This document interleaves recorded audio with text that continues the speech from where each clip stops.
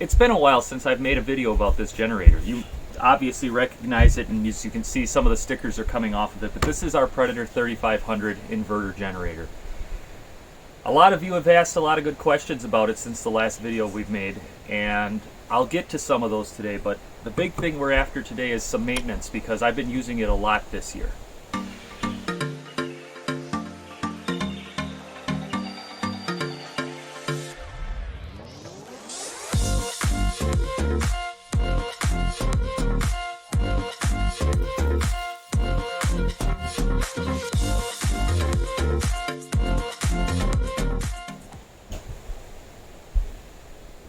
All right, I can see it now. You're all going, wait. He's using it. Why is he using it? Doesn't the Forest Service give him a Honda to use? Well, about that. The Hondas that the Forest Service has have been having problems this year. As far as I know, only one of them is actually running right now, and that's up at Day Lake. I've got this generator, and I said, go ahead, take my 3,000 watt Honda. I'll use my Predator until you get things figured out. So that's the very first thing that I wanted you to know, is the reason I'm using it this year is because the Hondas that the Forest Service provides have all been having problems. When I started using this thing, it had 201 hours on it, and it's now at 313. So I've been using it roughly a month out here. It put just over 100 hours on it. I did an oil change on it about 50 hours ago, so it's got a little ways to go. But the other items on this generator need some attention. That would be the air filter, the spark arrestor, and the spark plug. So I figure I'm going to start doing some work on this thing, and I'll answer some of the questions that you guys have had about this thing, and some of the comments that I guess you could say the Honda trolls have put out there. So the last video, one of the most popular videos on our channel, is me working on this thing chasing a surge. I want to answer that right now and say I figured out what happened. I overfilled it, and I'll show you what happens when you do that. So we're going to take the side off here.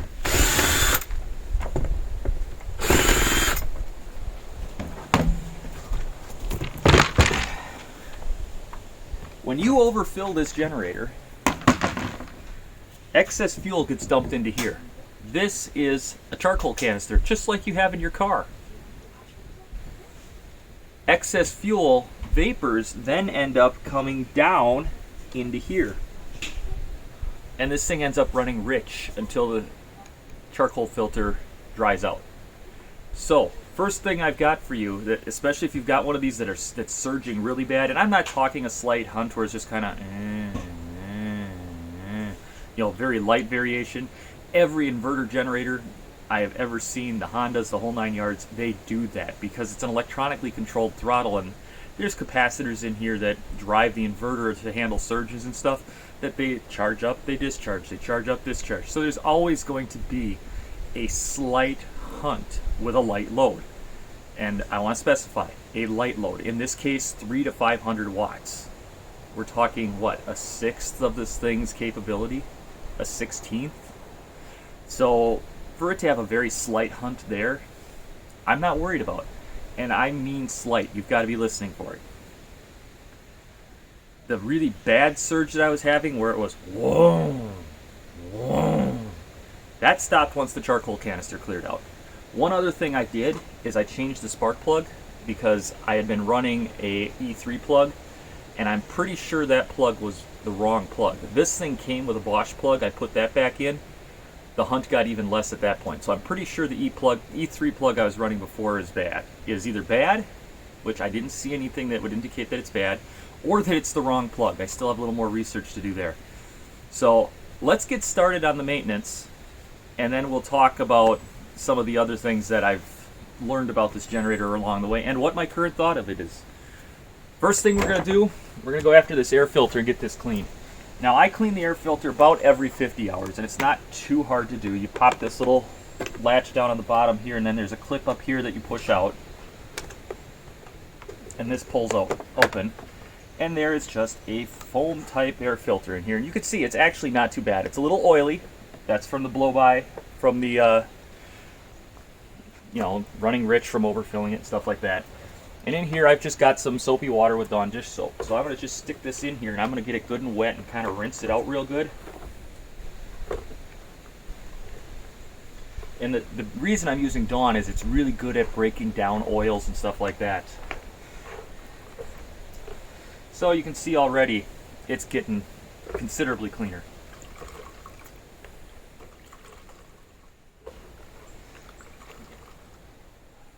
A lot of people say make sure that this thing gets perfectly dry before you re-oil it.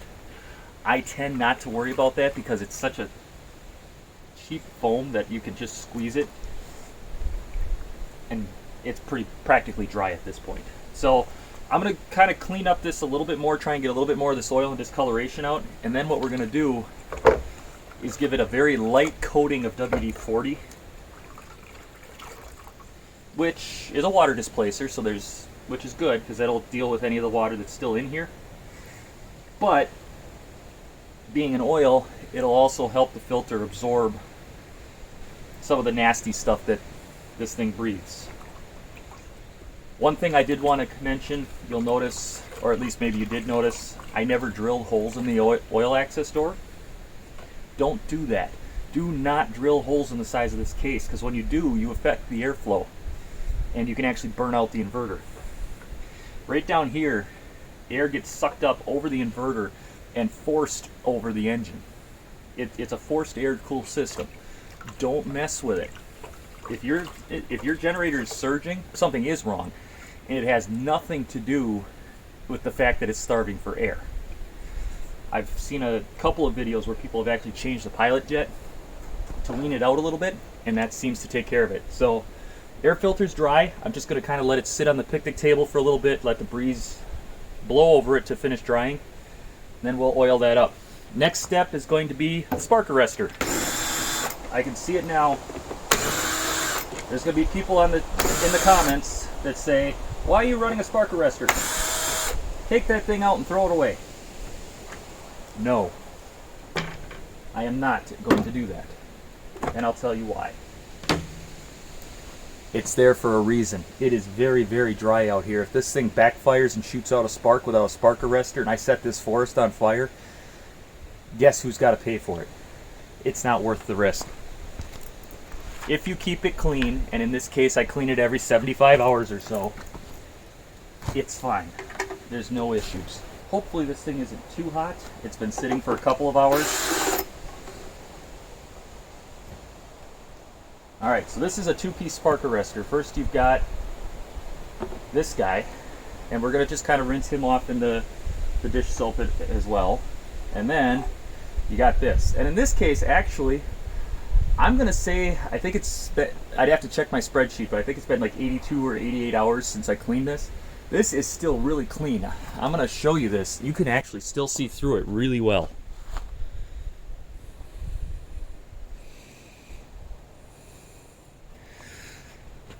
So all I'm going to do is give this a swish just to knock any loose stuff off, and again let it dry and put it back together.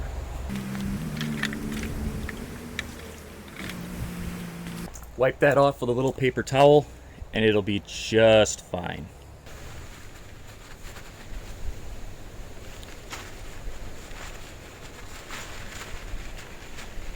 If you keep this thing maintained, the spark arrestor and everything, it breathes just fine.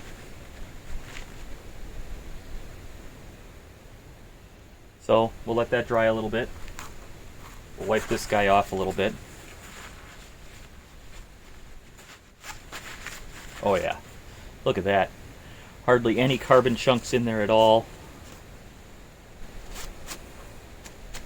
Beautiful, just what I wanted.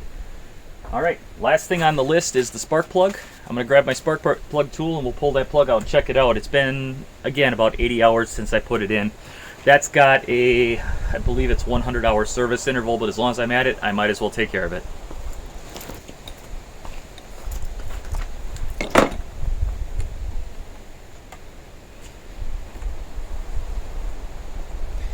You know what I need to do, and maybe you guys could give me some suggestions on how to figure this out. I've got the tools and I'm sure it's in the manual, but I think I'm coming up on the service interval for regapping the valves. It hasn't given me any reason to do that, but I'm thinking I'm going to do it sooner than later. There we go. What do you think? I think, if I remember how to read a spark plug, that is exactly how I want it to work. Look, I'm going to wipe it off and throw her back in. But I would say, based on what I'm seeing here, this is a good spark plug. Here we go. And in case you guys are wondering, this is a Bosch. It's an F7 RTC.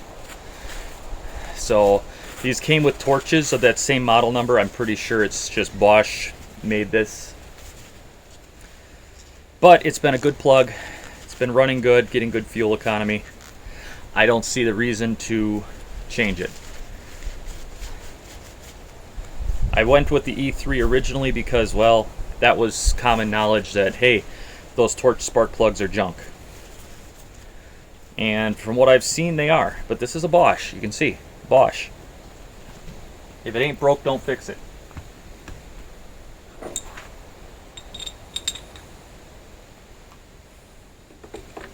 We'll throw this back in.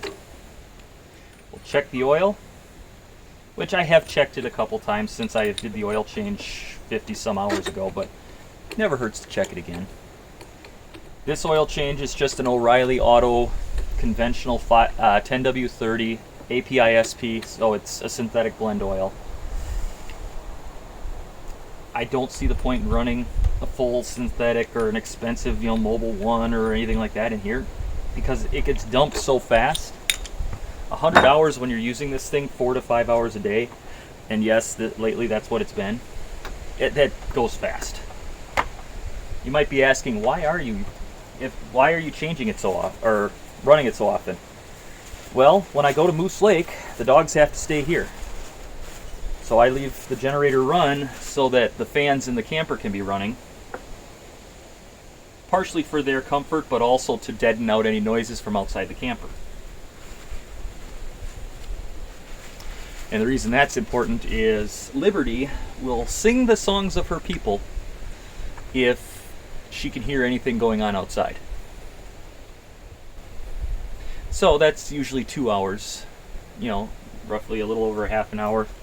Yeah, look at that, 50 hours, this oil is still nice and clean. Beautiful. The other reason I've been running the generator so much is because, frankly, with all the wildfires up north, my solar array isn't keeping up. And these newer campers just use so much power that the batteries go dead pretty quick, even with light usage.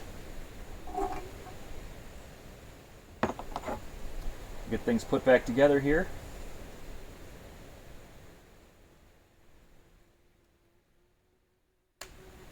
And while we're doing that, I'm going to answer the question that I'm sure is pretty prevalent right now. Do I regret buying this generator? Absolutely not.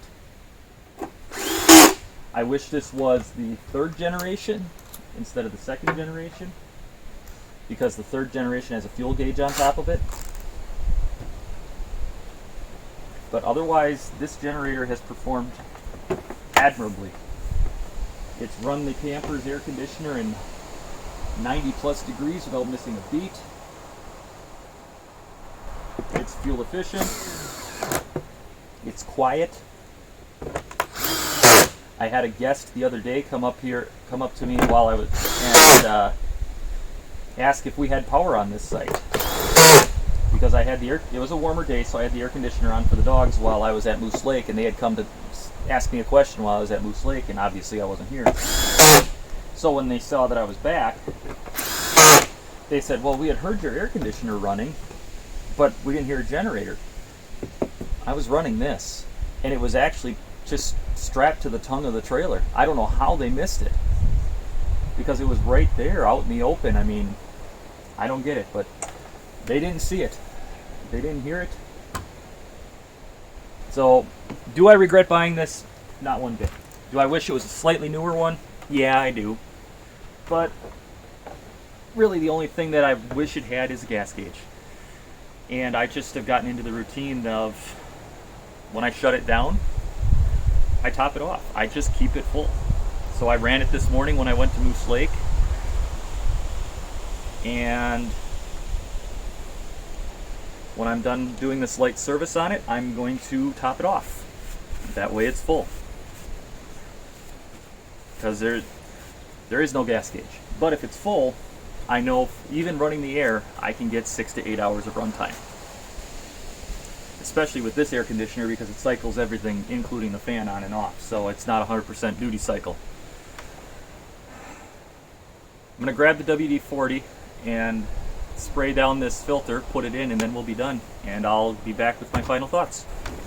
So I want to spray just the outside of this, not the inside, because the inside doesn't need it.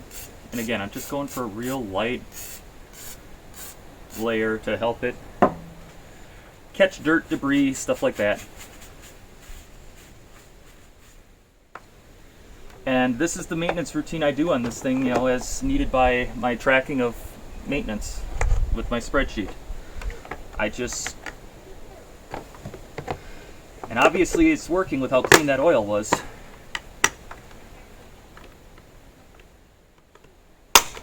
Alright, put the side on, we'll fire her up, and you guys can see how it's running.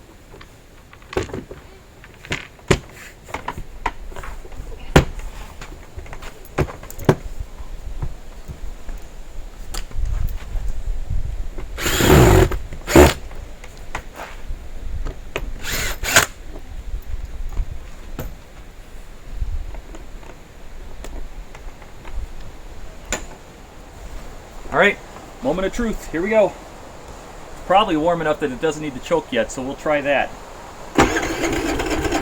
Oh, I guess it's been sitting long enough. Here we go with the choke.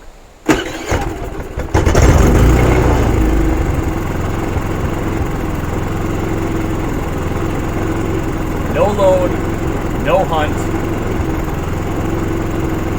Yeah, there's some stuff vibrating, but that's more the table than the generator, so